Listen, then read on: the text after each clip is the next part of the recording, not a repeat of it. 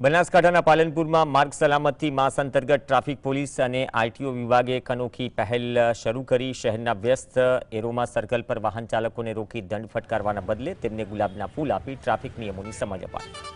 Police અને RTO અધિકારીઓએ કહ્યું કે અભિયાનનો હેતુ દંડ વસૂલવાનો નહીં, પરંતુ લોકોને માર્ગ સલામતી પ્રત્યે જાગૃત કરવાનો છે।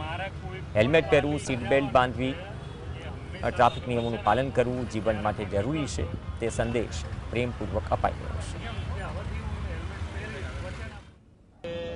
દર વર્ષે સરકાર શ્રી માર્ગ સલામતી માસ ઉજવે છે।